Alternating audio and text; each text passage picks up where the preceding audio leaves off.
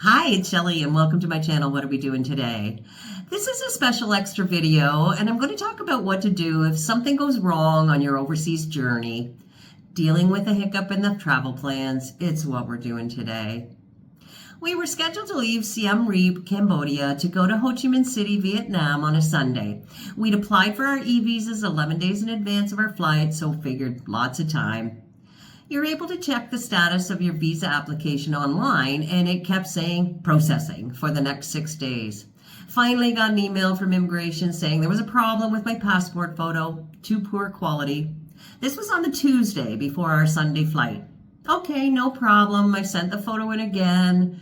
Kathy's e-visa came through on Wednesday, so we figured, okay, just a matter of time till mine comes in. So on Saturday, the day before our flight, I still didn't have my visa at 10 a.m. in the morning, still processing.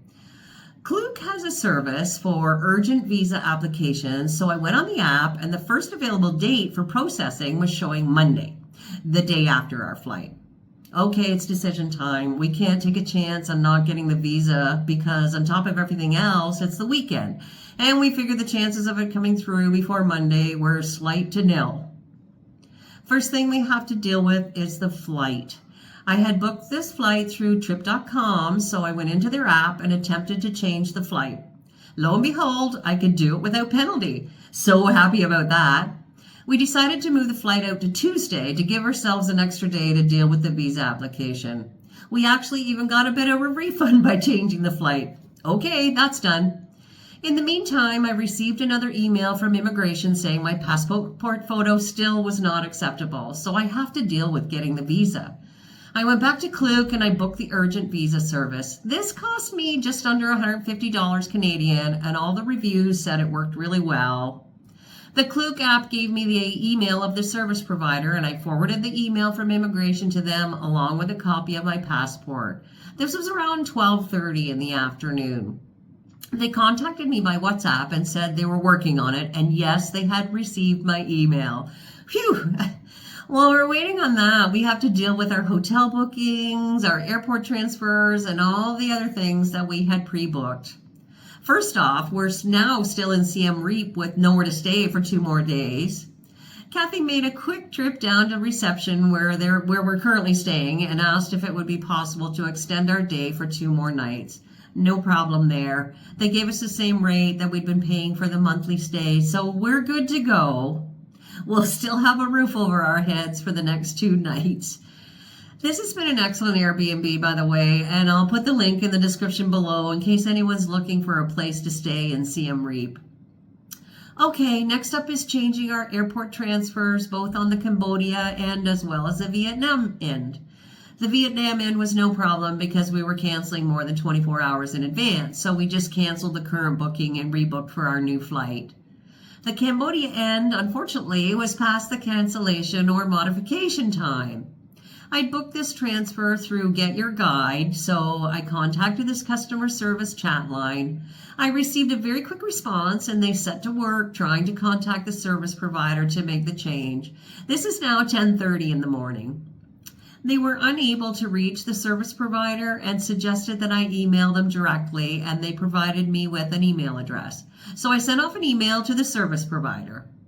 Now, while we're waiting for a response to that issue, next I had to deal with our accommodation already booked in Ho Chi Minh City. This was booked through Agoda. So I contacted their customer support. Again, response time was excellent. They contacted the hotel in Ho Chi Minh to request a change to our booking. Not surprisingly, since it was less than a day until we were supposed to check in, they were not willing to adjust the booking. They would leave the check-in date as the Sunday we were originally going to come, but noted that we wouldn't be arriving until Tuesday. Okay, I understand that, and I'm not upset. Next up, we'd booked a walking tour in Ho Chi Minh City for Monday, and now we aren't arriving till Tuesday. This tour was booked through Guru Walk. If you haven't used this service before, it's a free walking tour service available in many cities where you just pay what you want at the end of the service. There are recommended amounts to pay, but they're usually much less than a tour booking through the usual vendors. Anyways, I was able to reschedule this walking tour to Thursday, so all's well there. At 4:30 on Saturday, my e-visa came through via the agent. Oh well, everything's rescheduled now, so we're leaving on Tuesday. By 6 p.m., I still hadn't heard from the Siem Reap airport transfer service provider, so I contacted Get Your Guide again. They attempted to contact the service provider to no avail. At this point, I was really worried that the airport transfer was going to show up at the hotel the next morning, and with the language barrier, I didn't know how I was going to deal with it. Next morning, I woke to a WhatsApp message from the service provider confirming our pickup today. I messaged him back and I forwarded the email I'd sent the previous day asking to reschedule. It was all good. We made our modifications for pickup on Tuesday. And at the end of the day, it ended up costing me the $150 paid to the visa agent and about $60 for the 2 extra nights in the hotel in Cambodia. Not expenses I was expecting to pay, but all's well that ends well.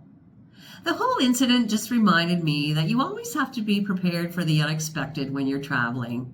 The best thing to do is keep your head, don't panic.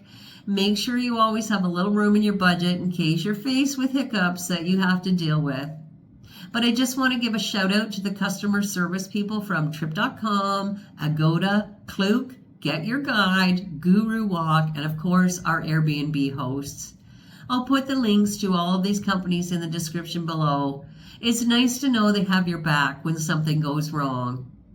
So that's it for today's video. Be sure to check out our continuing adventures in Southeast Asia, and hopefully it's smooth sailing from here.